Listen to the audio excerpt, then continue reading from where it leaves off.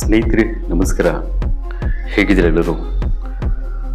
ಸ್ನೇಹಿತರೆ, ಯಾರಾದರೂ ಮೊದಲನೇ ಬಾರಿ ನಮ್ಮ ಚಾನಲ್ ನೋಡ್ತಿದ್ದೀರಿ, ಈಗಲೇ ಸಬ್ಸ್ಕ್ರೈಬ್ ಮಾಡ್ಕೊಳ್ಳಿ, ಹಾಗೆ ಪಕ್ಕದಲ್ಲಿ ಕಾಣುವಂಥ ಬೆಲ್ ಐಕಾನ್ ಹೊತ್ತಿ ಅಂತ ಹೇಳ್ತಾ, ಸ್ನೇಹಿತರೆ, ಈ ವಿಡಿಯೋದಲ್ಲಿ ನಾನು ಒಂದು ಧಾರ್ಮಿಕ ಜಾಗಗಳಿಗೆ ಹೋಗುವಂಥವ್ರಿಗೆ ಮತ್ತು ತುಂಬ ಹುಚ್ಚಿಟ್ಕೊಂಡು ಜಾಸ್ತಿನೇ ಗಮನ ಹಾಕ್ಕೊಂಡು ಬರೀ ಪೂಜೆ ನಮಾಜ್ ಅಂತ ಹೇಳ್ಕೊಂಡು ಮನೆ ಕಡೆ ಗಮನ ಹಾಕದೆ, ಮಕ್ಕಳ ಕಡೆ ಗಮನ ಹಾಕದೆ, ಹೆಂಡತಿ ಮಕ್ಕಳ ಕಡೆ ಗಮನ ಹಾಕದೆ 24 ಗಂಟೆ ಬರೀ ನಾವು ದೇವರೇ ಅಂದ್ಕೊಂಡು ನಮ್ಮ ಅಂತ ಮಾಡ್ಕೊಂಡು ಹೋಗ್ತಿದ್ದಾರಲ್ವ, ಅವ್ರಿಗೆ ಸ್ವಲ್ಪ ನಾನು ಗಮನಕ್ಕೆ ಒಂದು ಈ ವಿಡಿಯೋ ಮಾಡಿದ್ದೀನಿ. ಸ್ನೇಹಿತರೆ, ಇಡೀ ಪ್ರಪಂಚದಲ್ಲಿ ನಮ್ಮ ದೇಶದಲ್ಲಿ ಇರುವಂತಹ ಭಕ್ತಿ ಯಾವ ದೇಶದಲ್ಲಿ ಇಲ್ಲ ಅಂತ ನಾವು ಚಾಲೆಂಜ್ ಆಗಿ ಹೇಳ್ಬೋದು. ಕೆಲವೊಂದು ದೇಶಗಳಲ್ಲಿ ಅವರು ದುಡಿಮೆ ಮಾಡೋ ಕಡೆ ಜಾಸ್ತಿ ಗಮನ ಹಾಕ್ತಾರೆ. ಸಮಯ ಸಿಕ್ಕಾಗ ಮಾತ್ರ ಒಂದು ವಾರದಲ್ಲಿ ಒಂದು ದಿನ ಇಲ್ಲ ತಿಂಗಳಿಗೆ ಒಂದು ದಿನ ಇಲ್ಲ ನಮ್ಮ ಇದು ಹಬ್ಬಗಳಿಗೆ ಮಾತ್ರ ಸರಿಯಾದ ರೀತಿಯಲ್ಲಿ ಸ್ಪಷ್ಟವಾಗಿ ಸ್ನಾನ ಮಾಡಿ ಒಳ್ಳೆ ಬಟ್ಟೆ ಹಾಕ್ಕೊಂಡು ಪೂಜೆ ಮಾಡ್ಕೊಂಡು ಹೋಗೋರು ಅವರ ಧಾರ್ಮಿಕ ಭಾವನೆಗಳನ್ನು ಮಾಡ್ಕೊಂಡು ಹೋಗ್ತಿರ್ತಾರೆ. ಕೆಲವರು ನೋಡಿ ವಾರಕ್ಕೊಮ್ಮೆ, ತಿಂಗಳಿಗೊಮ್ಮೆ ಇಲ್ಲ ಹಬ್ಬಗಳಿಗೆ ಮಾಡ್ಕೊಂಡು ಹೋಗೋರು ಭಕ್ತಿಯಿಂದ ದೇವಸ್ಥಾನಗಳಿಗಾಗ್ಬೋದು, ಚರ್ಚ್ಗಳಿಗಾಗ್ಬೋದು, ಮಸೀದಿಗಳಾಗ್ಬೋದು ಹೋಗ್ತಾರಲ್ವ, ಅವರು ಒಂಥರ ಸರಿಯಾದ ರೀತಿಯಲ್ಲಿ ನಿಂತಿರ್ತಾರೆ. ಒಂದು ನಿತ್ಯ ಜೀವನದಲ್ಲಿ ಅಂದರೆ ನಿಂತ್ಕೊಳ್ಳೋದಂದರೆ ನೆಟ್ಟಿಗೆ ನಿಂತ್ಕೊಳ್ಳೋದಲ್ಲ, ಒಂದು ಮನೆ ಕಡೆ ಆಗ್ಬೋದು, ಅವರು ವ್ಯಾಪಾರ ವಹಿವಾಟದಲ್ಲಿ ಆಗ್ಬೋದು, ಇಲ್ಲ ಅವರು ಒಂದು ಒಳ್ಳೆಯ ವೃತ್ತಿಯಲ್ಲಿ ಇರ್ತಾರೆ, ಒಂದು ಒಳ್ಳೆಯ ಒಂದು ಜಾಬಲ್ಲಿ ಇರ್ತಾರೆ. ಆದರೆ ಬೆಳಗ್ಗೆ ಇದ್ದರೆ ಸಾಯಂಕಾಲ ಇದ್ದರೆ 24 ಗಂಟೆನೇ ದೇವರು ಅಂತ ನಮ ಮಾಡಿಕೊಂಡು ಮನೆಗಳಲ್ಲಿ ಗಮನಿಸಿ ನೋಡಿ ತುಂಬ ಬಡತನ ಇರುತ್ತೆ. ಅವರೆಲ್ಲ ಕೇವಲ ದೇವ್ರ ಮೇಲೇ ಭಾರ ಹಾಕಿರ್ತಾರೆ. ಏನಾದರೂ ಆಗಲಿ ದೇವ್ರು ಕೊಟ್ಟರೆ ಇರಲಿ, ಇಲ್ಲಾಂದ್ರೆ ಬೇಡ. ಏನ್ರಿ ಮಕ್ಕಳು ದೊಡ್ಡವರಾಗ್ತಿದ್ದಾರೆ, ಏನಾದರೂ ಅಕೌಂಟಲ್ಲಿ ದುಡ್ಡು ಇಟ್ಟಿದ್ದೀರಾ, ನನ್ನ ಮಕ್ಕಳು ವಯಸ್ಸು ಬಿಡ್ತಿದ್ದಾರೆ ಅಂದರೆ ಸಾರ್ ಹುಡ್ಸಿರೋದೇ ಅವ್ರನ್ನ ಮದುವೆ ಮಾಡದೇ ಇರ್ತಾನ, ಈ ರೀತಿ ಹೇಳ್ತಾರೆ. ಏನ್ರಿ ಮನೆ ಸೋಡ್ತಾ ಇದೆ ಅಲ್ವಾ, ಸ್ವಲ್ಪ ರೆಡಿ ಮಾಡಿಸ್ಕೋಬಾರ್ದ ಅಂತ ಹೇಳಿದ್ರೆ, ಸರ್ ದೇವ್ರು ಕೊಟ್ಟಿರೋದು ಮನೆ ಇದು, ಏನಾದರೂ ಆಗಲಿ ಬಿಡಿ ಸರ್, ಬಿದ್ದೋಗುತ್ತಾ ಸತ್ತೋಗ್ತೀವಿ ಅಷ್ಟೇ, ನೋಡಿ ಏನೋ ನನ್ನ ಕಷ್ಟ ಜೀವಕ್ಕೆ ಹಿಂಗೆ ಮಾಡ್ಕೊಂಡು ಹೋಗ್ತಾಯಿದ್ದೀನಿ, ಕೊಡಬೇಕಲ್ಲ ಸರ್, ಆ ಭಗವಂತ ಕಣ್ಣು ತೆಗಿಬೇಕು, ಇನ್ನೂ ತೆಗೆದಿಲ್ಲ ಅಂತ ದೇವ್ರ ಮೇಲೆ ಹೇಳ್ತಾರೆ. ತುಂಬ ಚಿಕ್ಕ ಮನೆಗಳು ಇಟ್ಕೊಂಡಿರ್ತಾರೆ, ಮನೆಯಲ್ಲಿ 6 ಜನ 8 ಜನ ಇರ್ತಾರೆ ಅವ್ರ ಮನೆಗಳಲ್ಲಿ. ಈ ಬ್ರಾಹ್ಮಿನ್ಸ್ ಮನೆಗಳು ತುಂಬ ಬಡತನ ಇರುತ್ತೆ, ನೋಡಿದ್ದೀನಿ ನಾನು. ಹಗಲೆಲ್ಲ ಪೂಜೆ ಪುರಸ್ಕಾರ ಪೂಜೆ ಅಂತ ಹೇಳ್ಕೊಂಡು ಹೋಗೋರ ಮನೆಗಳಲ್ಲಿ ನೋಡಿ ತುಂಬ ಬಡತನ ಇರುತ್ತೆ. ಮಕ್ಕಳಿಗೆ ವಿದ್ಯಾಭ್ಯಾಸ ಮಾಡೋಕ್ಕೂ ಸಲ ಏನೋ ಸರ್ಕಾರಿ ಶಾಲೆ ಅವ್ರ ಹತ್ತಿರ ಇರೋ ಕಡೆ ಓದಿಸ್ತಾರೆ, SLCಗೆ ನಿಲ್ಲಿಸಿಬಿಡ್ತಾರೆ. ಮುಂದೆ ಫೀಸ್ ಕಟ್ಟಿ ಒಂದು ಒಳ್ಳೆ ಬುಕ್ಸ್ ಕೊಡ್ಸೋಕ್ಕೂ ಹಣ ಇಲ್ಲದೆ ಪಡೆದಾಡ್ತಾ ಇರ್ತಾರೆ. ಆದರೆ ಪೂಜೆ ಮಾತ್ರ ಬಿಡಲ್ಲ, ಹೂವು ತಂದು ಪೂಜೆ ಮಾಡೋದು ಮಾತ್ರ ಬಿಡಲ್ಲ, ದೇವಸ್ಥಾನ ಹೋಗೋದು ಬಿಡಲ್ಲ. ಆ ರೀತಿ ಮುಸ್ಲಿಮ್ಸಲ್ಲಿ ನಾನು ಗಮನಕ್ಕೆ ತರೋಕ್ಕೆ ಇಷ್ಟಪಡ್ತೀನಿ. ಮುಸ್ಲಿಮ್ಸಲ್ಲಿ ನೋಡಿ ಸುಮಾರು ಅಂದರೆ ನಾನು ನೋಡಿದ್ದೀನಿ, ಸುಮಾರು ಗಮನಿಸಿದ್ದೀನಿ, ಶೇಕಡ ಮುಸ್ಲಿಮ್ಸಲ್ಲಿ 80% ಅಷ್ಟು ಜನ ಬಡತನ ಇದ್ದಾರೆ. ಇದಕ್ಕೆ ಮುಖ್ಯ ಕಾರಣ ಏನಂದರೆ ದೇವ್ರ ಮೇಲೆ ಅಪಾರವಾದ ಭಕ್ತಿ. 5 ಸಲ ಬೆಳಗ್ಗೆ ಪ್ರತಿನಿತ್ಯ 5 ಸಲ ನಮಾಜ್ಗೆ ಹೋಗಿದ ತಕ್ಷಣ ನಮಾಜ್ ಕೊಟ್ಟೋಗ್ಬಿಡ್ತಾರೆ, ಈ ಕೆಲಸಗಳಿಗೆ ಬಿಟ್ಟು ಹೋಗ್ತಾರೆ. ನೀವು ಬೇಕಾದ್ರೆ ಗಮನಿಸಿ, ನಿಮ್ಮ ಈಗಿನಿಂದ ಅಬ್ಸರ್ವ್ ಮಾಡಿ, ಅವರು ಕೆಲಸ ಮಾಡ್ತಿರ್ತಾರಲ್ಲ, ಕೆಲಸ ನಿಲ್ಲಿಸಿ ಹೋಗ್ಬಿಡ್ತಾರೆ. ಅಜಾಕ್ ಹೋಗಿದ್ದಾರೆ ಅಂದರೆ ಸಾಕು ಹೊಟ್ಟೋಗ್ತಾರೆ. ಅವ್ನು ಕಸ್ಟಮರ್ಗೆ ಇದು ಮಾಡ್ತಿದ್ರು, ಇಲ್ಲ ಕಸ್ಟಮರ್ಸ್ ನೋಡಿ ಬಟ್ಟೆ ಅಂಗಡಿ ಹಾಕಿರೋರಾಗಲಿ ಬಾಗಿಲು ಹಾಕ್ಕೊಂಡು ಹೋಗ್ಬಿಡ್ತಾರೆ, ಇಲ್ಲ ಹುಡುಗರು ಬಿಟ್ಬಿಟ್ಟು ಹೋಗ್ತಾರೆ. ಕಟ್ಟಿಗೆ ಕೆಲಸ ಮಾಡೋನು ಹೋಗ್ಬಿಡ್ತಾನೆ. ವೆಲ್ಡಿಂಗ್ ಕೆಲಸ ಮಾಡೋನು ಏನೇ ಕೆಲಸ ಮಾಡ್ತಾ ಇರಲಿ, ನಮಾಜ್ ಅಜಾಕ್ ಹೋಗಿದ್ದಾರೆ ಅಂದರೆ ಹೊರಟೋಗ್ತಾರೆ. ಬೆಳಗಿನ ಜಾವ ಒಳ್ಳೆ ನಿದ್ದೆ ಟೈಮಲ್ಲಿ ಒಳ್ಳೆ ನಿದ್ದೆ ಮಾಡೋ ಸಮಯಲ್ಲಿ ನಿದ್ದೆ ಮಾಡಲ್ಲ. 4:15 ಎದ್ಬಿಟ್ಟು ದೇವ್ರ ಮೇಲೆ ಬೈದಿಂದ ಭಕ್ತಿಯಿಂದ 4:15 ಎದ್ದು ಸ್ನಾನ ಮಾಡಿ ನಮಾಜ್ಗೆ ಹೋಗ್ಬಿಟ್ಟು ಬರ್ತಾರೆ. 1 ಗಂಟೆಗೆ ಒಂದು ನಮಾಜ್, ಬೆಳಗ್ಗೆ 5 ಗಂಟೆಗೆ ಒಂದು ನಮಾಜು, 1 ಗಂಟೆಗೆ, 5 ಗಂಟೆಗೆ, ಮತ್ತು 7:15, 6:15 ಈ ರೀತಿ ನಮಾಜ್ ಬಿಡಲ್ಲ. ಇನ್ನು ಈ ಥರ ದಾರಿಯಲ್ಲಿ ಬರೋರು ನೋಡಿ, ಯುವಕರು ಹುಡುಗರು ಎಷ್ಟೋ ಜನ SSLC ಅವರು ಚೆನ್ನಾಗಿ ಓದ್ತಿರ್ತಾರೆ. ಇವ್ರು ಏನು ಮಾಡ್ತಾರೆ ಅಂದರೆ ನಮಾಜ್ ಓಡ್ಕೊಂಡು ಬರಲ್ಲ. ಅಲ್ಲಿ ಬೋಧನೆ ಮಾಡುವ ಹಜರತ್ ಗುರುಗಳು ಏನು ಮಾಡ್ತಾರೆ, ಮಕ್ಕಳಿಗೆ ನೋಡ್ರೋ ಈ ಪ್ರಪಂಚದಲ್ಲಿ ನಮಗೆ ಇಲ್ಲಿ ಸ್ವರ್ಗ ಇಲ್ಲ, ಸತ್ತ ಮೇಲೆ ಸ್ವರ್ಗ, ಈಗೆಲ್ಲ ನಾವು ಶಿಸ್ತಾಗಿ 5 ಹೊತ್ತು ನಮಾಜ್ ಮಾಡಬೇಕು, ಇಲ್ಲಿ ನಮಾಜ್ ಓದೋಕ್ಕೆ ನಾವು ಬಂದಿದ್ದೀವಿ, ನಾವು ಯಾವುದೇ ರೀತಿಯ ಇಲ್ಲಿ ಸಂತೋಷ ಪಡೋಕ್ಕೆ ಬಂದಿಲ್ಲ, ಇಲ್ಲಿ ನಾವು ಬಡತನದಿಂದ ಇದ್ದರೂ ಪರವಾಗಿಲ್ಲ 5 ಹೊತ್ತು ನಮಾಜ್ ಮಾತ್ರ ಬಿಡಬಾರ್ದು, ಇವು ಜೀವನನೇ ದಾರಿ ದೇವರ ಹೆಸರಲ್ಲಿ ಇರಬೇಕು ಅಂತ ಬೋಧನೆ ಮಾಡಿಬಿಡ್ತಾರೆ. ನೀವು ಇಂಗ್ಲೀಷ್ ಓದಬಾರ್ದು, ಕನ್ನಡ ಓದಬಾರ್ದು, ಬರೀ ಅರಬ್ಬಿ ಓದಬೇಕು ಅಂತ ಹೇಳ್ತಾರೆ. ಅವರೇನೋ ಚೆನ್ನಾಗಿ ಓದ್ಬಿಟ್ಟು ಇಂಜಿನಿಯರಿಂಗ್ ಡಾಕ್ಟ್ರ್ ಆಗೋಣ ಅಂತ ಗುರಿ ಇಟ್ಕೊಂಡಿರ್ತಾರೆ. ಅವರು ಈ ರೀತಿ ಬೋಧನೆಗಳು ಕೇಳಿದಾಗ ಅವ್ರ ಮನಸ್ಸು ಬದಲಾವಣೆ ಮಾಡ್ಕೊತಾರೆ. ಇಲ್ಲಿ ಮುಖ್ಯವಾಗಿ ಬದಲಾವಣೆ ಆಗ್ತಾ ಇರೋದು ಚಿಕ್ಕ ವಯಸ್ಸಲ್ಲಿ ಮಸೀದಿಗಳಿಗೆ ಹೋಗಿ ಹಜರತ್ ಕೊಡೋ ಬೋಧನೆಗಳಿಗೆ ತುಂಬ ಡೈವರ್ಟ್ಸ್ ಆಗ್ತಾ ಇದ್ದಾರೆ. ತುಂಬಾ 99% ಬದಲಾವಣೆ ಆಗ್ತಾ ಇರೋದು ಮುಸ್ಲಿಮ್ಸಲ್ಲಿ ಹಜರತ್ ಬೋಧನೆಗಳಿಂದ. ನಮಾಜ್ ಓದಿ ಅಂತ ಹೇಳಿ, ಆದರೆ ಇಂಗ್ಲೀಷ್ ಓದಬೇಡಿ, ಕನ್ನಡ ಓದಬೇಡಿ, ನಮ್ಗೆ ಇಲ್ಲಿ ಸ್ವರ್ಗ ಅಲ್ಲ, ನಾವು ನಮಾಜ್ ಓದೋಕ್ಕೆ ಬಂದಿದ್ದೀವಿ ಅಂತ ಹೇಳೋದು ಬಿಟ್ಬಿಡಿ. ಮೊದಲು ಶಿಸ್ತಿರಬೇಕು. ಈ ಹಜರತ್ ಅವರು ಬೋಧನೆ ಮಾಡೋರು ನಾನು ಹೇಳ್ತೀನಿ, ಬೈಕೊಂಡ್ರೂ ಪರವಾಗಿಲ್ಲ ನನಗೆ. ಮೊದಲು ಅವ್ರ ಮನೆಯಲ್ಲಿ ಆರ್ಥಿಕವಾಗಿ ಬೆಳೆಯೋದಕ್ಕೆ ಮಾರ್ಗದರ್ಶನ ಕೊಡಿ, ಫೈನಾನ್ಸಾಗಿ ಬೆಳೆಯೋದಕ್ಕೆ ಮಾರ್ಗದರ್ಶನ ಕೊಡಿ, ಅವ್ರ ಮಕ್ಕಳಿಗೆ ಚೆನ್ನಾಗಿ ಓದಿಸೋದಕ್ಕೆ ಮಾರ್ಗದರ್ಶನ ಕೊಡಿ. ಇವತ್ತು ಕೆಲವೊಂದು ಏರಿಯಾಗಳಲ್ಲಿ ಹೋದಾಗ ಮುಸ್ಲಿಮ್ಸ್ ಏರಿಯಾಗಳಲ್ಲಿ ತುಂಬ ಚಿಕ್ಕ ಮನೆಗಳಲ್ಲಿ ಇಟ್ಕೊಂಡು ಮನೆಯ ಬಟ್ಟೆ ಅಲ್ಲಿ ಸಂಸಾರ ಎಲ್ಲ ಮನೆ ಆಚೆ ಇಟ್ಟಿರ್ತಾರೆ. ಒಂಥರ ಸ್ಲಮ್ ಥರ ಕಾಣಿಸ್ಕೊಳ್ಳುತ್ತೆ. ಆಚೆ ನೋಡಿದ್ರೆ ನೋಡಪ್ಪ ಇವರು ಹೆಂಗಿದ್ದಾರೆ ಅಂಥೇಳಿ ಯಾರೋ ಇವ್ರು ಹಿಂಗೆ ಮಾಡೋದಕ್ಕೆ, ಅದರಲ್ಲಿ ಕೆಲವರು ಒಂದು 20-30% ಒಳ್ಳೆ ಅಫ್ಸೇಲ್ ಆಗಿದ್ದು ಸಮಾಜದಲ್ಲಿ ಚೆನ್ನಾಗಿರ್ಬೇಕು ಅನ್ನೋರಿಗೆ ಅವ್ರಿಗೂ ಕೆಟ್ಟ ಹೆಸರು ಬರುತ್ತೆ. ಯಾಕೆಂದರೆ ಇವರು ಸ್ಲಮ್ ಜನನಪ್ಪ ಇವರು ಅಂತ ಹೇಳ್ಕೊಂಡು. ನೀವು ನೀಟಾಗಿರಿ, ನಮಾಜ್ಗೆ ಹೋಗಿ. ಆದರೆ 24 ಗಂಟೆ ನಮಾಜೆ ಅಂತ ಅಂದ್ಕೊಂಡು ಫೈನಾನ್ಸಾಗಿ ಬೆಳೆದೆ ಮನೆಯಲ್ಲಿ ಮದುವೆ ಆಗೋ ಹೆಣ್ಮಕ್ಳು ಇರ್ತಾರೆ, ಅದನ್ನು ಬಿಟ್ಬಿಟ್ಟು ಅಪ್ಪ 40 ದಿನ 1 ವರ್ಷ ದೇವ್ರ ಹೆಸರಲ್ಲಿ ಹೊರಟೋಗ್ತಾರೆ. ಈ ಕಡೆ ತಾಯಿ ಅನ್ನೋರು, ಹೆಂಡತಿ ಅನ್ನೋರು ಮಕ್ಕಳು ಹೆಂಗೆ ಸಾಕ್ತಾರೆ ಹೇಗಂತ ಕೇಳಿದ್ರೆ, ಒಪ್ಪನಾಗಿ ಕೇಳಿದ್ರೆ ದೇವ್ರು ಇದ್ದಾನೆ ಬಿಡಪ್ಪ, ದೇವರೇ ಹುಟ್ಟಿಸಿದ್ದಾರೆ, ಇನ್ನು ದೇವರು ಊಟ ಹಾಕಲ್ವಾ, ಚಿಕ್ಕ ಇರುವೆಗಳಿಗೆ ಊಟ ಕೊಡ್ತಾನೆ ದೇವರು. ಎಲ್ಲೋ ಕಾಡಲ್ಲಿರೋರ್ಗೆ ಪ್ರಾಣಿಗಳು, ಪ್ರತಿಯೊಂದು ಪ್ರಾಣಿಗೂ ಸಮಯಕ್ಕೆ ತಕ್ಕಂತೆ ಊಟ ಕೊಡ್ತಾನೆ, ಇನ್ನು ಮಕ್ಕಳಿಗೆ ನಮ್ಗೆ ಕೊಡಲ್ವಾ ಅಂತ ಈ ಡೈಲಾಗ್ ಹಾಕಿ ಹೋಗ್ತಾರೆ. ಇದರಿಂದ ಆಚೆ ಬಂದುಬಿಟ್ರೆ ಮುಸ್ಲಿಮ್ಸಲ್ಲಿ ತುಂಬ ಬೆಳೀತಾರೆ. ಯಾವ ಸರ್ಕಾರ ಏನು ಕೊಡಲಿಲ್ಲ ಅಂದ್ರೂ ನಮಗೆ ಏನು ಮೀಸಲಾತಿ ತೆಗೆದಿದ್ದಾರೆ ಪರವಾಗಿಲ್ಲ, ಗಮನ ಹಾಕಲ್ಲ. ಯಾರೋ ನಿಮ್ಮ ಕ್ಯಾಸ್ಟ್ ಅವ್ರಿಗೆ ಹೊಡೆದಿದ್ದಾರೆ ಅಂದರೂ ತಲೆ ಹಾಕ್ಕೊಳ್ಳಲ್ಲ.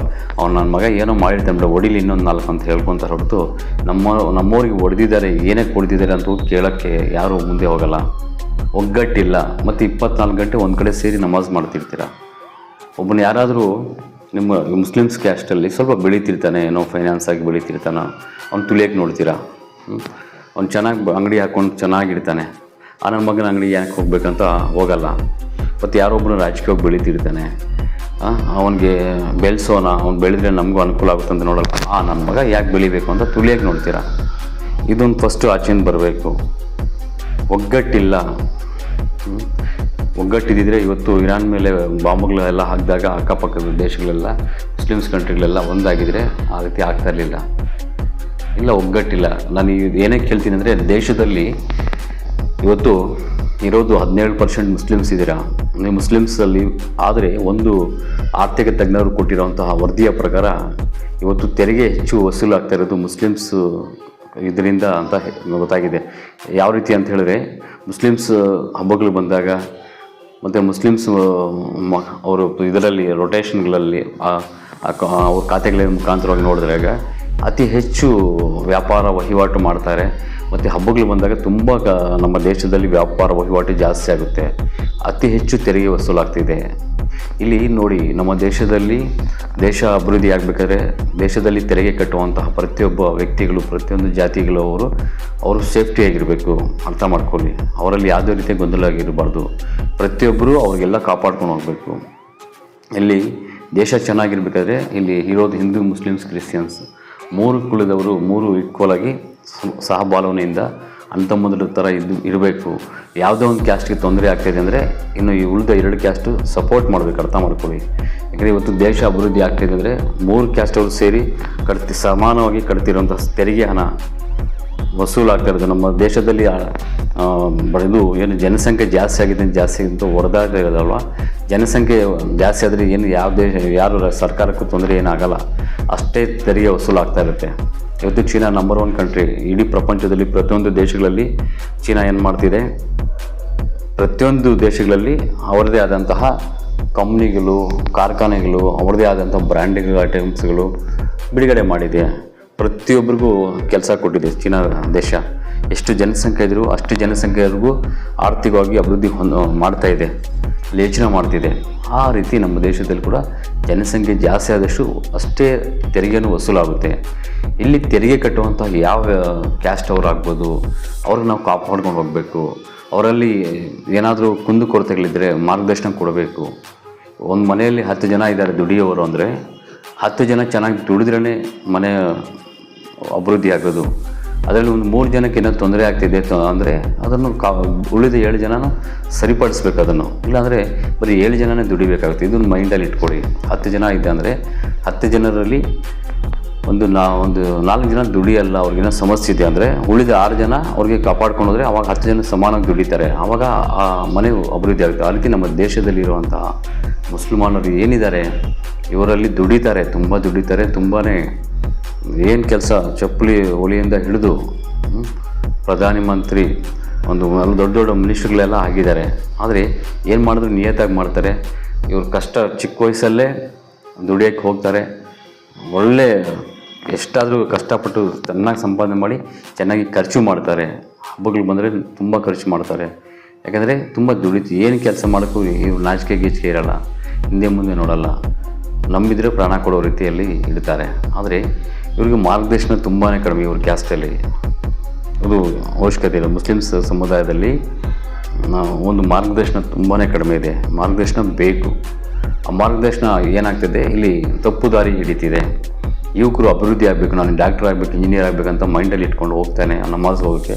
ಅಲ್ಲಿ ಹಜ್ರತ್ ಏನು ಮಾಡ್ತಾರೆ, ಇಲ್ಲಿ ನೀನು ಇಂಗ್ಲೀಷ್ ಓದ್ಬೇಡವೋ, ಕನ್ನಡ ಓದ್ಬೇಡೋ, ಅರಬ್ಬಿ ಮಾತ್ರ ಓದು ಅಂತ ಅವ್ನ ಮೈಂಡ್ ಚೇಂಜ್ ಮಾಡ್ತಾರೆ. ಇಲ್ಲಿ ನಮಗೆ ಸ್ವರ್ಗ, ನಮಗೆ ಸತ್ತ ಮೇಲೆ ದೇವರು ಅಲ್ಲಿ ಸ್ವರ್ಗ ಕೊಡಬೇಕಾದ್ರೆ 5 ಹೊತ್ತು ನಮಾಜ್ ಬಿಡಲೇಬಾರ್ದು. ನಿಮ್ಗೆ ಎಷ್ಟೇ ಕಷ್ಟ ಆದರೂ 5 ಹೊತ್ತು ನಮಾಜ್ ಬಾ ಅಂತಾರೆ. 5 ಹೊತ್ತು ನಮಾಜ್ ಮಾಡೋಕ್ಕೆ ಅವ್ನು ಎಲ್ಲ ಕೆಲಸ ಬಿಟ್ಟು ಬರ್ತಾನೆ. ಫುಲ್ ಮೈಂಡ್ ಅಲ್ಲೇ ಆಗ್ತಿದೆ. ದೇವ್ರ ಮೇಲೇ ಭಾರ, ದೇವರೇ ಹೋಗ್ತಾರೆ, ನಮಗೆ ದೇವರೇ ನೋಡ್ಕೊತಾರಂತ ದೇವ್ರ ಮೇಲೆ ಬರ್ತಾ ಗಮನ ಹಾಕಿಬಿಟ್ಟು ಪೂರ್ತಿ ಭಾರ ಅಲ್ಲಿ ಬಿಡ್ತಾನೆ. ಅವನು ಓದಲ್ಲ ಬಿಡಲ್ಲ, ಯಾವುದೋ ಒಂದು ಮೆಕ್ಯಾನಿಕ್ ಶಾಪು ಕಟ್ಟಿಗೆ ಕೆಲಸನ ಕಲ್ತ್ಕೊತಾರೆ. ಈ ರೀತಿ ಆಗ್ತಾ ಇರೋದು ಮುಖ್ಯ ಕಾರಣ ಇಲ್ಲಿ ಮಸೀದ್ಗಳಲ್ಲಿ ಕೊಡುವಂಥ ಬೋಧನೆ. ಹಜ್ರತ್ ಅವರು ನಮಾಜ್ ಓದೋಕ್ಕೆ ಹೇಳಿ ಪರವಾಗಿಲ್ಲ, 5 ಹೊತ್ತು ನಾನು ಬೇಡ ಅಂತ ಹೇಳಲ್ಲ. ಅದ್ರ ಜೊತೆಯಲ್ಲಿ ಆರ್ಥಿಕವಾಗಿ ಅಭಿವೃದ್ಧಿ ಯಾವ ರೀತಿ ಹೊಂದಬೇಕು ಅದನ್ನು ಗಮನ ಕೊಡಿ, ಅದ್ರ ಕಡೆ ಗಮನ ಹಾಕಿಸಿ. ಇವತ್ತು ಯಾರೋ ಸ್ಲಮ್ ಆಟಗಳು ಆಡ್ತಾರೆ ಅಂತ ಹೇಳಿ ಮುಸ್ಲಿಮ್ಸಲ್ಲಿ ಒಳ್ಳೆಯವ್ರಿಗೂ ಕೆಟ್ಟ ಹೆಸರು.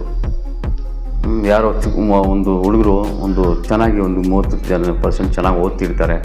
ಉಳಿದ ಒಂದು 70% ಹುಡುಗರು ಏನು ಮಾಡ್ತಾರೆ ಅಂದರೆ ಅದು ವೀಲಿಂಗ್ ಮಾಡೋದು, ಏನೇನೋ ತಲಹಾಟಿಗಳು ಮಾಡಿದಾಗ ಯಾರಾದರೂ ಬೈಕ್ ಕೊಡೋದು ನೋಡಿ, ನನ್ನ ಮಕ್ಕಳು ಮುಸ್ಲಿಮ್ಸು ಅಂತೇಳಿ ಒಬ್ಬನು ಯಾರೋ ತಪ್ಪು ಮಾಡ್ದ, ಅವನು ರಫೀಕೋ, ಅವನು ಜಬೀನೋ, ಬೇರೆ ಇನ್ನೊಂದು ಏನೋ ಒಂದು ಹೆಸರು, ಅವ್ನು ಬೈಯಲ್ಲ, ಸಿಂಗ್ಲರಾಗಿ ಇಡೀ ಕ್ಯಾಸ್ಟ್ಗೆ ಬೈತಾ ಇದ್ದಾರೆ ಇವತ್ತು.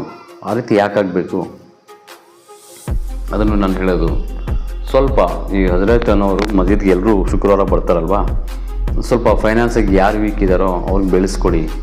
ಒಗ್ಗಟ್ಟಾಗಿ ಬಡತನದಲ್ಲಿ ಯಾರು ಬಡತನದಲ್ಲಿದ್ದಾರೋ ಶ್ರೀಮಂತರಿರೋ ನಿಮ್ಮ ಮುಸ್ಲಿಮ್ಸಲ್ಲಿ ಸಹಾಯ ಮಾಡಬೇಕು. ಅವ್ನಿಗೆ ಮುಂದೆ ಹೋಗಿ ಬಿಡಬೇಕು.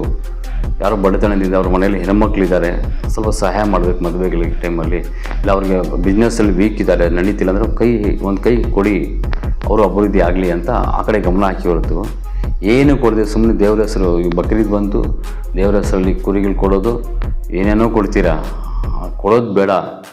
ಕೊಡಿ ದೇವರ ಹೆಸರಲ್ಲಿ. ಅದ್ರ ಜೊತೆಯಲ್ಲಿ ಯಾರು ಬಡವರು ಇದ್ದಾರೆ ನಿಮ್ಮ ಏರಿಯಾದಲ್ಲಿ, ಯಾರು ಸ್ಲಮ್ಮಾಗಿ ಮನೆಗಳ ಮುಂದೆ ನೀಟ್ನೆಸ್ ಸ್ವಚ್ಛತೆನೇ ಇರಲ್ಲ, ಬಟ್ಟೆಗಳೆಲ್ಲ ಆಚೆ ಹಾಕಿಬಿಟ್ಟಿರ್ತೀರ, ಒಂಥರ ಎರ್ರಾಬೇರಿ ನಡೀತೆ, ಸ್ನಾನ ಮಾಡ್ತೀರಿ ಡೈಲಿ ನಮಾಜ್ಗೆ ಹೋಗೋಕ್ಕೆ. ಅದೇ ರೀತಿ ಮನೆ ಮುಂದೆ ಮನೆ ಆಚೆ ಒಳಗಡೆ ಎಲ್ಲ ಸ್ವಚ್ಛತೆಯಾಗಿ ಕಾಪಾಡ್ಕೊಳ್ಳಿ. ಏನೇ ಕೇಳಿದ್ರೆ ಯಾರೋ ಒಬ್ಬರು ತಪ್ಪು ಮಾಡಿದ್ರೆ ಇಡೀ ಸಮುದಾಯಕ್ಕೆ ಇವತ್ತು ಬೆರಳೆತ್ತಿ ತೋರಿಸೋ ರೀತಿಯಲ್ಲಿ ಆಗ್ತಾಯಿದೆ. ಆ ರೀತಿ ಆಗಬಾರ್ದು ಅಂತ ನಾನು ಗಮನಕ್ಕೆ ತರ್ತಿರೋದು. ಯಾಕಂದರೆ ಮುಸ್ಲಿಂ ಸಮುದಾಯದಿಂದ ಇವತ್ತು ಅತಿ ಹೆಚ್ಚು ತೆರಿಗೆ ವಸೂಲಾಗ್ತಿದೆ. ದುಡಿತಿದ್ದೀರಾ ದೇಶಕ್ಕೋಸ್ಕರ, ದೇಶಕ್ಕೋಸ್ಕರ ಟ್ಯಾಕ್ಸ್ ಕಟ್ತಾಯಿದ್ದೀರಾ, ನೀವು ಬೆಳಿಬೇಕು ಅಂತ ನಾನು ಆಸೆ ಪಡೋದು ಅಷ್ಟೇ. ಮಕ್ಕಳಿಗೆ ನಮಾಜ್ಗೆ ಕಳಿಸಿ ಬೇಡ ಅಂತ ಹೇಳಲ್ಲ, ಆದರೆ ಅಲ್ಲಿ ಬೋಧನೆ ಕೊಡ್ತಾರಲ್ಲ ಹಜರತ್, ಅಲ್ಲಿ ಜಾಸ್ತಿ ಹೊತ್ತು ಇಡಬೇಡಿ, ಅವ್ರಿಗೆ ಹೇಳಿ ಮಕ್ಕಳಿಗೆ ಓದಬೇಡಿ, ಇಂಗ್ಲೀಷ್ ಓದಬೇಡಿ, ದೇವರು ಕಾಪಾಡ್ಕೊತಾರೆ ಅವೆಲ್ಲ ಹೇಳೋದು ಬಿಡೋಕ್ಕೆ ಹೇಳಿ. ಅವ್ರು ಫಸ್ಟು ಚೆನ್ನಾಗಿ ಓದಬೇಕು, ಲೈಫಲ್ಲಿ ಒಂದು ಗುರಿ ಸಾಧನೆ ಮಾಡಬೇಕು, ಒಳ್ಳೆ ಐಷಾರಾಮಿ ಆಗಿ ರೀತಿಯಲ್ಲಿ ಬೆಳಿಬೇಕು, ಒಳ್ಳೆ ಮನೆ ಕಟ್ಟಬೇಕಂತ ಹೇಳಿ. ಅದನ್ನು ಬಿಟ್ಟು ಇಲ್ಲಿ ನೀವು ಕಷ್ಟಪಡಿ ನಮಾಜ್ ಓದ್ಕೊಳ್ಳಿ, ಸ್ವರ್ಗ ದೇವ್ರು ಕೊಡ್ತಾನೆ, ನೀವು ನೀಟಾಗಿ ಡಿಸೆಂಟಾಗಿದ್ದರೆ ಮಾತ್ರ ಕೊಡ್ತಾರೆ. ಅವು ಏನು ಹೇಳಿಕೆಗಳು? ಆ ರೀತಿ ಮಾಡಿ ಇವತ್ತು ಸುಮಾರು 70-80% ಮುಸ್ಲಿಮ್ಸಲ್ಲಿ ಬಡತನ ಸೃಷ್ಟಿಯಾಗಿದೆ. ಸ್ನೇಹಿತರೆ, ನಾನು ಮುಸ್ಲಿಂ ಸಮುದಾಯದವರಿಗೆ ಹೇಳೋಕ್ಕೆ ಇಷ್ಟಪಡೋದು ಏನಂತ ಹೇಳಿದ್ರೆ, ನಾನು ಈ ಹೇಳಿಕೆಗಳು ಏನಕ್ಕೆ ಕೊಡ್ತಿದ್ದೀನಿ ಅಂದರೆ, ಈ ನಡುವೆ ನಾನು ಸುಮಾರು ಒಂದು ನಗರದಲ್ಲಿ, ಬೆಂಗಳೂರು ನಗರದಲ್ಲಿ ಸುಮಾರು ಮಹಿಳೆಯರು, ಹೆಣ್ಮಕ್ಳು ಒಂದು ಬುರ್ಕ ಹಾಕ್ಕೊಂಡು ಮನೆಗಳ ಹತ್ರ ಹಣ ಕೇಳಕ್ಕೆ ಬರ್ತಿರುವಾಗ ಸುಮಾರು ಜನರಿಗೆ ನಾನು ಮಾಹಿತಿ ಕೇಳಿದ್ದೀನಿ. ಏನಕ್ಕೆ ನೀವು ಈ ಥರ ಬರ್ತಿರೋದು, ಏನು ಮನೆಗಳಲ್ಲಿ ನಿಮಗೆ ಗಂಡಸರು ಇಲ್ವಾ, ಸಂಪಾದನೆ ಮಾಡೋರು ಇಲ್ಲ ಅಂತ ಹೇಳಿದಾಗ ಅವರು ಮುಖ ತೋರಿಸೋಕ್ಕೆ ಕಷ್ಟಪಟ್ಟು ಹತ್ಕೊಂಡು ಹೇಳ್ತಾರೆ, ಸರ್ ನಾನು ಏನು ಮಾಡಲಿ, ಮನೆಯಲ್ಲಿ 5 ಜನ ಹೆಣ್ಮಕ್ಳಿದ್ದಾರೆ, 2 ಮದುವೆ ಆಗೋ ವಯಸ್ಸಿಗೆ ಬಂದುಬಿಟ್ಟಿದ್ದಾರೆ, ಇವತ್ತು ಗಂಡ ನೋಡಿದ್ರೆ ನಮಾಜ್ ದೇವ್ರ ಹೆಸರಲ್ಲಿ 40 ದಿನ 1 ವರ್ಷ ಓಡೋಗ್ತಿದ್ದಾರೆ, ನಾನು ಹೇಗೆ ಸರ್ ಸಾಕೋದು, ಮಕ್ಕಳಿಗೆ ಕೆಲಸಕ್ಕಂತ ಕಳಿಸಿದ್ರೆ ಅಲ್ಲಿ ಹೆಣ್ಮಕ್ಳಿಗೆ ಸ್ವಲ್ಪ ತೊಂದರೆಗಳಾಗ್ತಾಯಿದ್ದಾವೆ, ಮೊದಲಿಂದ ಆಚೆ ಬಿಟ್ಟಿಲ್ಲ, ಈಗ ಆಚೆ ಬಿಡೋದು ಹೇಗೆ ಅಂತ ಈ ರೀತಿ ಇವತ್ತಿನ ದಿನಗಳಲ್ಲಿ ಸುಮಾರು ಮುಸ್ಲಿಂ ಮಹಿಳೆಯರು ಆಚೆ ಹಣ ಕೇಳಿ ಭಿಕ್ಷೆ ಬಿಡೋ ರೀತಿಯಲ್ಲಿ ಬರ್ತಿದ್ದಾರೆ. ಅದು ತುಂಬ ನೋವು ತರುವಂಥ ಸಂದೇಶ, ಅರ್ಥ ಮಾಡ್ಕೊಳ್ಳಿ. ಒಗ್ಗಟ್ಟಿಂದ ಯಾರು ಬಡವರಿದ್ದಾರೋ ಅವ್ರಿಗೆ ಮಾರ್ಗದರ್ಶನ ಕೊಡಿ, ಹೆಲ್ಪ್ ಮಾಡಿ. ಇವತ್ತು ರಾಜಸ್ಥಾನ್ ಮಾರ್ವಾಡೀಸು ತುಂಬ ಹಣ ಇರೋರು ಅವರು ಕಡಿಮೆ ಬಡ್ಡಿಗೆ ಕೊಟ್ಟು ಅವ್ರು ಬೆಳೆಸ್ಕೊಡ್ತಿದ್ದಾರೆ. ನಿಮಗೆ ಅಕಸ್ಮಾತ್ ಬಡ್ಡಿ ಇಷ್ಟ ಇಲ್ಲ ಗೊತ್ತಲ್ವಾ, ಹಣ ಇರೋರು ನಿಮ್ಮೊಂದು ಒಗ್ಗಟ್ಟಾಗಿ ಒಂದು ಟೀಮ್ ಮಾಡಿಕೊಂಡು ಯಾರು ಬಡವರಿದ್ದಾರೋ ಅವ್ರು ಸಾಲದ ರೂಪದಲ್ಲಿ ಕೊಟ್ಟು ಅವ್ರಿಗೆ ಆರ್ಥಿಕವಾಗಿ ಬೆಳೆಯೋದಕ್ಕೆ ಅವ್ರಿಗೆ ನೀವು ಸಹಾಯ ಮಾಡಿ, ನೆರವು ಕೊಡಿ. ಅದು ನಿಮ್ಗೆ ದೇವರು ಒಳ್ಳೇದು ಮಾಡ್ತಾರೆ. ಅದನ್ನು ಬಿಟ್ಟು ಹಣ ಇದೆ ಅಂತ ನೀವು ಒಂದು ಹಣ ಹಂಚೋದಾಗಲಿ ಏನೋ ಮಾಡೋದ್ರಿಂದ ಬರೀ ಕೈ ಚಾಚಕ್ಕೆ ಬರ್ತಾರೆ. ಆ ಥರ ಬೇಡ. ಅವರೇ ಸ್ವಂತ ದುಡ್ಡಲ್ಲಿ ಬೆಳೆಯೋದು ರೀತಿ ಶಾಶ್ವತವಾಗಿ ಅವ್ರಿಗೆ ಫೈನಾನ್ಸಾಗಿ ಶ್ರೀಮಂತರನ್ನು ಮಾಡೋಕ್ಕೆ ಇಷ್ಟ ಮಾಡಿ. ಅವಾಗ ಏನಾಗುತ್ತಂದರೆ ಅವರು ಜೀವನ ಪೂರ್ತಿ ಶ್ರೀಮಂತರಾಗಿರ್ತಾರೆ. ಅದನ್ನು ಬಿಟ್ಟು ಬರೀ ಕ್ಯೂನಲ್ಲಿ ನಿಂತ್ಕೊಂಡಿರೋ ಬಡವ್ರಿಗೆ ಅಂಥೇಳಿ ಹಣ ಹಂಚೋದು ಮಾಡಿದ್ರೆ ಇನ್ನೂ ಜಾಸ್ತಿ ಆಗಿತ್ತು ಹೊರತು ಕಡಿಮೆ ಆಗಲ್ಲ. ಭಿಕ್ಷೆ ಬೇಡೋ ರೀತಿ ಬರೋಕ್ಕೆ ಬಿಡಬೇಡಿ ಮುಸ್ಲಿಮ್ಸಲ್ಲಿ, ಅರ್ಥ ಮಾಡ್ಕೊಳ್ಳಿ. ಯಾಕಂತ ಹೇಳಿದ್ರೆ ಇವತ್ತು ತುಂಬ ಜನ ಚಿಕ್ಕ ವಯಸ್ಸವರು ಬೀದಿಗಳಲ್ಲಿ ಬರ್ತಿದ್ದಾರೆ, ದೊಡ್ಡ ವಯಸ್ಸವರು ಬರ್ತಿದ್ದಾರೆ, ದೊಡ್ಡ ವಯಸ್ಸವರು ಬರ್ತಿದ್ದಾರೆ. ಯಾಕೆ ಬರಬೇಕು ಹೀಗೆ? ಈ ರೀತಿ ಬರೋದ್ರಿಂದ ಬುರ್ಕ ಹಾಕೊಂಡು ಮುಸ್ಲಿಮ್ಸಲ್ಲಿ ಕೆಲವರು ಒಂದು ಅಫ್ಸಿಯಲ್ ಆಗಿ ಇರೋರು ತುಂಬ ನೋವು ಪಡ್ತಿದ್ದಾರೆ, ಅರ್ಥ ಮಾಡ್ಕೊಳ್ಳಿ. ನೋಡೋ ನಮ್ಮ ಹೆಣ್ಮಕ್ಳು ಈ ರೀತಿ ಬರ್ತಿದ್ದಾರೆ. ಇಲ್ಲಿ ಯಾರೋ ಕಾಮನಾಗಿ ಬಂದುಬಿಟ್ರೆ ಏನು ಡ್ರೆಸ್ ಕೋಡ್ ಇಲ್ದಂಗೆ ಇಲ್ಲಿ ಹಿಂದೂ ಮುಸ್ಲಿಮ್ಸ್ ಅಂತ ಯಾರು ಒಂದು ಹೆಸರೆತ್ತಿ ಹೇಳಲ್ಲ. ಈ ಬುರ್ಕ ಹಾಕೊಂಡು ಬರೋದ್ರಿಂದ ಏನಾಗ್ತಿದೆ ಗೊತ್ತಾ? ನೋಡೋ ಮುಸ್ಲಿಮ್ಸ್ ಲೇಡೀಸ್ ನೋಡು ಬರೀ ಭಿಕ್ಷೆ ಬಿಡಿ ಸಂಪಾದನೆ ಮಾಡ್ತಾಯಿದ್ದಾರೆ, ಮನೆಗಳಲ್ಲಿ ಗಂಡಸರು ಆರಾಮಾಗಿ ಮನೆಗಳು ಇರ್ತಾರೆ. ಈ ರೀತಿ ಭಾವನೆಗಳು ಬರ್ತಾ ಇದ್ದಾವೆ, ಅರ್ಥ ಮಾಡ್ಕೊಳ್ಳಿ ಸ್ನೇಹಿತರೆ. ನಾನು ಪ್ರತಿಯೊಬ್ಬರು ನೀವು ಎಲ್ಲೆಲ್ಲಿ ಒಂದು ನಗರದಲ್ಲಿ ಶ್ರೀಮಂತರು ಯಾರಿದ್ದಾರೋ, ಬಡ ಕುಟುಂಬದವರು ಯಾರಿದ್ದಾರೋ ಅವ್ರಿಗೆ ಆರ್ಥಿಕವಾಗಿ ಅಭಿವೃದ್ಧಿ ಹೊಂದಲು 50,000 ಲಕ್ಷ ರೂಪಾಯಿ ಅವರೇ ಸ್ವಂತ ವ್ಯಾಪಾರಗಳು ಮಾಡ್ಕೊಳ್ಳೋಕ್ಕೆ ಬಿಡಿ. ಯಾರಾದರೂ ಭಿಕ್ಷೆ ಬೇಡ ಅಂತವ್ರು ಬರೆದ್ರೆ ಹೆಣ್ಮಕ್ಳಿಗೆ, ನೀವೇ ಮುಸ್ಲಿಮ್ಸ್ರೇ ಅಲ್ವಾ, ಮುಸ್ಲಿಮ್ಸ್ ಹೆಣ್ಮಕ್ಳು ನಿಲ್ಲಿಸಿ ಕೇಳಿ, ಏನಕ್ಕೆ ನೀವು ಬುರ್ಕ ಹಾಕ್ಕೊಂಡು ಭಿಕ್ಷೆ ಬೇಡಕ್ಕೆ ಬರೋದು ಅಂತ ಹೇಳಿ. ಇವತ್ತು ಒಂದು ಮಹಿಳೆ ಭಿಕ್ಷೆ ಬೇಡಕ್ಕೆ ಬಂದರೆ ಅಂದರೆ ಮುಸ್ಲಿಮ್ಸ್ ಅಂತ ಟೋಟಲ್ ಇಡೀ ಸಮುದಾಯಕ್ಕೆ ಕೆಟ್ಟ ಹೆಸರು ಬರೋ ರೀತಿ ಇದೆ. ಯಾಕೆ ಹಾಕ್ಕೊಂಡು ಬರಬೇಕು? ಆ ಥರ ಭಿಕ್ಷೆ ಬೇಡವರು ಬುರ್ಕಾನೇ ಹಾಕ್ಕೊಂಡು ಬರಬೇಡಿ. ನಿಮ್ಮ ಮುಸ್ಲಿಂ ಸಮುದಾಯಕ್ಕೆ ಕೆಟ್ಟ ಹೆಸರೇ ಬೇಡ ಅಂತ ಹೇಳ್ತಿರೋದು ನಾನು. ಆ ರೀತಿ ಇವತ್ತು ದೇವರ ಹೆಸರಲ್ಲಿ ಹೆಚ್ಚು ಹಾಕ್ಕೊಂಡು ಯುವತಿಯರು ಬರೀ ನಮಾಜ್ ಅಂತ ಹೇಳ್ಕೊಂಡು ಆರ್ಥಿಕವಾಗಿ ಬೆಳೀತಿಲ್ಲ. ಇವತ್ತು ನೋಡಿ ಇಡೀ ದೇಶದಲ್ಲಿ ಎಷ್ಟು ದೇಶಕ್ಕೆ ಇರುವಂತಹ ಜನಸಂಖ್ಯೆಗೆ ತಕ್ಕಂತೆ ಎಷ್ಟು ಜನ ಸಂಸದರಾಗಬೇಕಾಗಿತ್ತು ಮುಸ್ಲಿಮ್ಸಲ್ಲಿ. ರಾಜಕೀಯಕ್ಕೆ ಹೋಗಲ್ಲ. ಇಡೀ ಕರ್ನಾಟಕದ ತಗೊಂಡ್ರೆ 224 ಕ್ಷೇತ್ರಗಳಲ್ಲಿ ಎಷ್ಟು ಜನ ಮುಸ್ಲಿಮ್ಸರು ಶಾಸಕರಾಗಿದ್ದಾರೆ, ಸಚಿವರಾಗಿದ್ದಾರೆ, ಅದನ್ನು ಗುರುತಿಸ್ಕೊಳ್ಳಿ.